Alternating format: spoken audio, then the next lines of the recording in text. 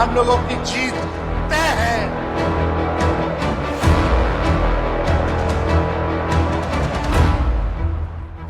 नमस्कार, आप देख रहे हैं अपना बिहार। मैं हूं शुभे मिश्रा आपके साथ। बुलेटिन की शुरुआत करेंगे सियासी खबर के साथ। और बिहार में इस साल के आखिरी में विधानसभा के चुनाव होने हैं और चुनाव को लेकर राजनीतिक पार्टियों ने बिसात भी बिछानी शुरू कर दी है।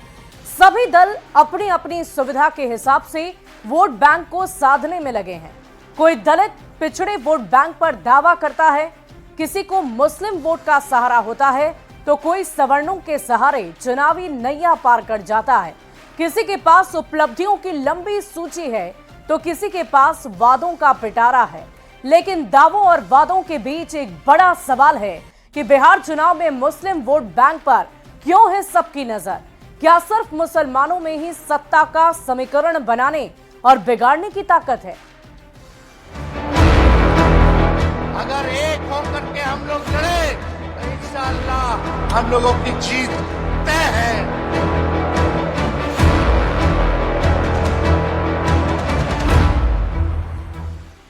तो बिहार में चुनाव से पहले हर दिन सियासत परवान चढ़ रही है। वक्फ बोर्ड संशोधन बिल के मुद्दे पर लालू प्रसाद और तेजस्वी यादव ने तो लगता है कि विपक्षी खेमे के सभी सियासी दलों को पछाड़ कर रख दिया है। पटना में मुस्लिम पर्सनल लॉ बोर्ड समेत अन्य मुस्लिम संगठनों के धरना प्रदर्शन में लालू और तेजस्वी यादव साथ में पहुंचे और वक्फ बिल का विरोध कर रहे नेताओं के साथ मंच भी साझा किया। आरजेडी नेताओं के इस कदम ने सभी का ध्यान अपनी ओर खींचा और इसी दौरान तेजस्वी ने मंच से बड़ा बयान दे दिया।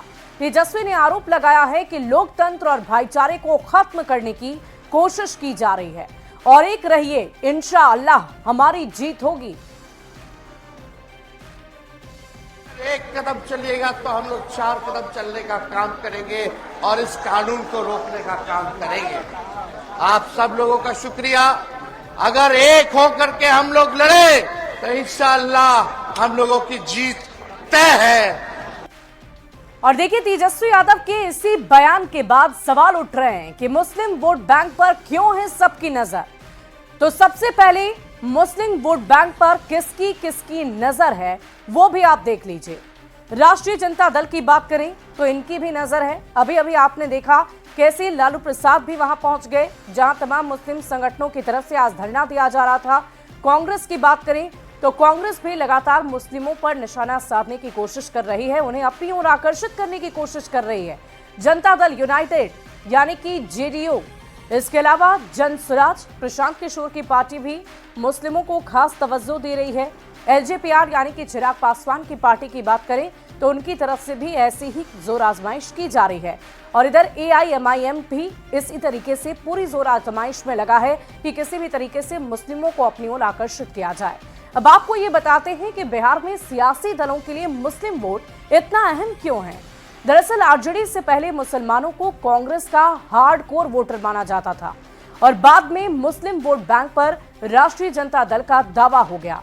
आरजेडी ने इसको लेकर एमवाई समीकरण का भी नाम दिया, यानी कि कहा यह जाता है कि राष्ट्रीय जनता दल एमवाई समीकरण को साधती है, मुस्लिम और यादवों की राजनीति करती है। लेकिन नीतीश कुमार के काम की वजह से मुसलमानों का एक बहुत बड़ा वर्ग जेडीयू के साथ जुड़ता चला गया, जिससे राष्ट्रीय जनता दल को बड़ा नुकसान हुआ है। 2020 में ओवैसी की पार्टी ने बिहार में घुसपैठ की और सीमांचल की 5 सीटों पर जीत दर्ज कर ली। ये एक बड़ी जीत मानी जाएगी और आज राष्ट्रीय जनता दल के एमवाई समीकरण को तो पूरी तरह से तोड़ कर रख दिया, क्योंकि ये बहुत बड़ी जीत मानी जा रही थी। और हाल के दिनों में हुए विधानसभा के उपचुनाव में प्रशांत किशोर की नवोदित पार्टी जन स्वराज ने भी काफी परेशान किया। प्रशांत किशोर आगामी चुनाव में आबादी के हिसाब से 42 मुस्लिम उम्मीदवार बनाने का वादा कर चुके हैं, जिससे राष्ट्रीय जनता दल के मुस्लिम वोट बैंक में सेंधमारी हो सकती है। मुस्लिम वोट बैंक सबसे ज्यादा किसे है चिंता, ये भी आपको बताते हैं कि मुस्लिम वोट बैंक को साधने में कौन सबसे ज्यादा परेशान है, कौन सबसे ज्यादा चिंतित है। तो हम आपको लगातार इस बात की जानकारी इसलिए दे रहे हैं क्योंकि इन दिनों आप देख पा रहे होंगे कि चाहे कोई भी राजनीतिक दल क्यों ना हो, वो इसी कोशिश में है कि किसी भी तरीके से मुस्लिम बहुल इलाकों को, मुसलमानों को अपनी ओर किसी भी तरह से आकर्षित किया जाए, ताकि चुनावी रणभूमि में जब वो उतरे तो उनका पूरा साथ उन्हें मिले। बढ़ते आगे, बिहार के चुनाव डगर में सबकी नजरें मुस्लिम वोट बैंक पर टिकी हुई है। सभी दल जातीय और धार्मिक समीकरण देखकर ही क्षेत्रों में उम्मीदवार उतारते हैं, क्योंकि हम सभी जानते हैं कि बिहार की राजनीति से जाति है कि जाति ही नहीं। बावजूद इसके एक दूसरे पर जाति और धर्म की राजनीति करने का आरोप लगा रहे हैं। समीकरण कब का टूट चुका है। मुस्लिम वोटर राजद की दोहरी नीति को देख उनसे छिटकने लगे हैं। इससे उनमें बेचैनी छाई हुई है। बिल के विरोध में तेजस्वी यादव का शामिल होना यही बताता है, जबकि धरना में शामिल मुसलमानों को पता ही नहीं कि विधेयक क्या है। दिक्कत भारतीय जनता पार्टी और जनता दलियों के साथ है। इनका चाल, चरित्र और चेहरा सब कुछ एक्सपोज हो चुका है। पिछले 20 वर्षों से बिहार में सरकार में है, 11 वर्षों से केंद्र में सरकार है, और करते क्या है? आज भी मंच पर जात और धर्म की राजनीति करते हैं। आज भी जनता दलियों और भारतीय जनता पार्टी के लोग जात और धर्म की राजनीति कर रहे हैं। हम लोग तो जनता के लिए हैं, एजेंडे पे काम कर रहे हैं और इस बार भारतीय जनता पार्टी को सरकार से बाहर करेंगे। देखिए, कांग्रेस पार्टी हमेशा से ही मुस्लिम वर्ग की रहनुमा रही है, लेकिन जरा विडंबना देखिए ना कि वैसी पार्टियां और वैसे लोग जिनके बोली की गोली से मुसलमानों का रोम रोम छेदा जा चुका है, आज वह भी मुस्लिम वर्ग के सबसे बड़े रहनुमा बनने की कोशिश कर रहे हैं। आदरणीय नीतीश कुमार जी ने कभी जाति की राजनीति नहीं की है, बल्कि जमात के लिए काम किया है। हर जाति धर्म के लोगों के विकास को ध्यान में रखते हुए निरंतर लगे रहते हैं। अल्पसंख्यक समाज के लोगों के लिए एक ऐसा बिहार बनाया है जहां सांप्रदायिक और सामाजिक सौहार्द स्थापित हुआ है। उनके लिए कई ऐसी विकास की योजनाएं हैं जिससे उनका जीवन स्तर बढ़ा है। तो देखिए, चुनावी डगर है और वोट बैंक पर सबकी नजर है। कोशिश यही की जा रही है कि उस वोट बैंक को जितना ज्यादा साध सके, जिससे ज्यादा से ज्यादा जनता अपनी ओर आकर्षित किया जा सके। तो आप समझ सकते हैं कि मुस्लिमों को हर तरीके से राजनीतिक दल टारगेट करने की कोशिश कर रही है। और देखिए, जिस ढंग से बिहार में मुस्लिमों को लुभाने की कोशिश हो रही है, इफ्तार पार्टियां की जा रही है, तो दूसरी ओर तेजस्वी यादव ने वक्फ के प्रदर्शन में ये कहा, इंशाअल्लाह, चूंकि बिहार में चुनाव है और ऐसे में मुस्लिम वोटों का सियासी समीकरण समझना होगा। जानकारी के लिए आपको बता दें कि बिहार में करीब 18% मुस्लिम आबादी है और मुस्लिम वोट 47 सीटों पर निर्णायक भूमिका में है।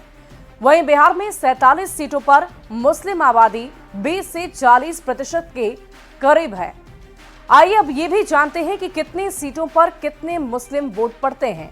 11 सीट, 7 सीट पर 29 सीट, यानी कि 44% से ज्यादा, 30 से 40% और 20 से 30%। आप समझ पा रहे होंगे कि 11 सीटों पर 40% से ज्यादा मुस्लिम वोटों का समीकरण है, 7 सीट पर 30 से 40% से ज्यादा है, वहीं 29 सीट पर 20 से 30% ज्यादा है। और अगर बिहार विधानसभा चुनाव साल 2020 की बात कर लें तो चुनाव में मुस्लिम विधायक कितने चुनकर आए थे वो भी जानिए। कुल मुस्लिम विधायकों की जो संख्या रही वो 19 रही। तो बिहार में मुख्य रूप से 4 पार्टियां भी है मुस्लिम वोटों की ये दावेदारी करती है, जिसमें सबसे पहला नाम आता है राष्ट्रीय जनता दल का, और उसके बाद जेडीयू और एलजेपीआर और कांग्रेस। साल 2020 में जेडीयू ने 11 उम्मीदवार उतारे, लेकिन एक सीट पर भी उनको जीत नहीं मिली। तो अब आप ये समझ सकते हैं कि क्यों ये कोशिश की जा रही है, क्यों ये जोर आजमाइश की जा रही है कि मुस्लिमों को लुभाया जाए, उन्हें अपनी ओर आकर्षित किया जाए, क्योंकि एक बड़ा वोट बैंक मुस्लिमों का बिहार में है और वो काफी सीटों पर निर्णायक भूमिका में होते हैं। और इसीलिए जेडीयू हो या एलजेपीआर हो, कांग्रेस हो या फिर राष्ट्रीय जनता दल ही क्यों ना हो, हर किसी की तरफ से ये कोशिश की जा रही है कि मुस्लिमों को अपनी ओर लुभाया जाए, आकर्षित किया जाए। अगर एक होकर के हम लोग लड़े तो इंशाअल्लाह हम लोगों की जीत तय है।